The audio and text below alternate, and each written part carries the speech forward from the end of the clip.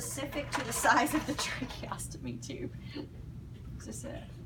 So you just use an obturator when you're putting it in, Yes. and you take it out and then put the inner cannula in? Yes. Okay. So when you're going to place a tracheostomy tube, and the only time you would do this would be emergently, because speech pathologists don't typically do this, but if you're somewhere where nobody's around and the person has pulled the tracheostomy tube and thrown it across the room, then you need to know how to put it in. There's typically a brand new trach sitting at bedside in its plastic and container, so that's what you would use. You would take it out of its container. If it's an emergent situation, you wouldn't have time to check to see if the pilot balloon is working. If it's not an emergency situation, before they do this, they typically check the pilot balloon, the syringe.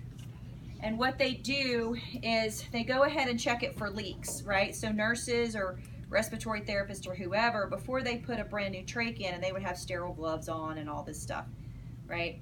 They're going to puff this up and make sure there are no leaks in it, that the cuff is actually working when they put air in it, right? Because if it had a leak in it and they were to put it in the patient and it wasn't working, they wouldn't be able to tell. So before they put a tracheostomy tube in, they typically will check it for leaks, okay? Once they're confident that the tracheostomy tube doesn't have any leaks, they then take the air out of it.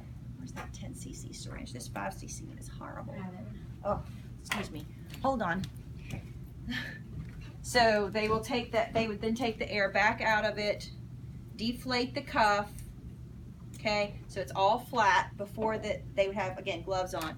So they put the obturator in place, then they will come to the side, whatever dominant hand, you rotate in and down with the obturator in place, and Vito is not very slippery this morning. I need his, he wouldn't do this, there it goes.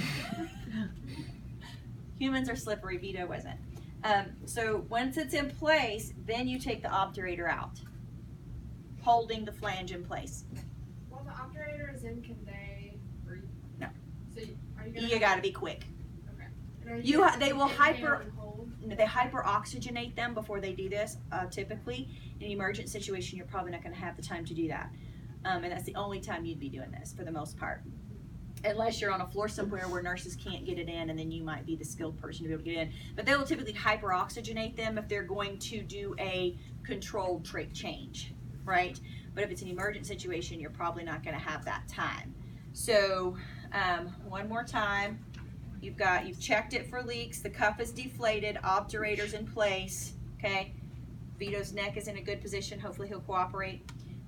You start from the side, push in, rotate down, okay? If you let go of this, the patient's gonna cough and it's gonna fly out. So you have to hold the flange, okay, in place until you can, oh, take the obturator out so you can breathe. She's holding her breath. Take the obturator out so we can breathe, okay? And then to secure this, you have to put on the trach ties. Typically, respiratory therapists do this by themselves without any problems, and they're very good at it. This part is something that you kind of have to practice, but you would have to hold it in place. I can't do that very easily right now, so just put this on. So you typically would secure one side and then the other. So you put the little Velcro strip here, and you want to make sure there's a finger width around the neck, that it's not too tight, but you also don't want the trach tube to be able to fly across the rim, okay? Probably you would have a respiratory therapist help, but at least if you can get it in to give them an airway, that's going to be your job. Once it's like this, you now have just the tracheostomy tube in. He's got an airway, okay? You can inflate the cuff. So to inflate the cuff, you fill the syringe with air, you attach it here with a quarter turn twist, you fill it up, you're listening. Oh, I no longer hear airflow. I'm gonna pull back a half an ml, and now my cuff is inflated. Do you have to put the inner cannula in first before you inflate the cuff? No. Okay. Just curious. You could put the inner cannula in and then inflate the cuff, or you can inflate the cuff and then put the inner cannula in. The inner cannula is to serve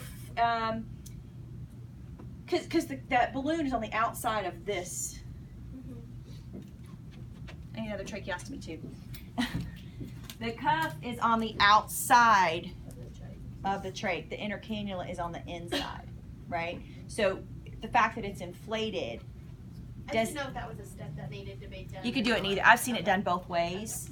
I typically, I don't even know which way I do it typically. I think I just act on automatic. Probably inflate the cuff is what I would do. And then you can put the inner cannula in and lock it. So the inner cannula is so your ventilator tubings can fit here, your passenger valve would fit here on the hub, right? And it's just, again, you just squeeze the clamp and attach it so it's in. All right, and again, you'd have sterile gloves on. You wouldn't be, messing with the airway, putting germs in there. So that's how you change a trach. You can practice that with your toilet paper rolls. That's the reason I had you bring them. So you can practice.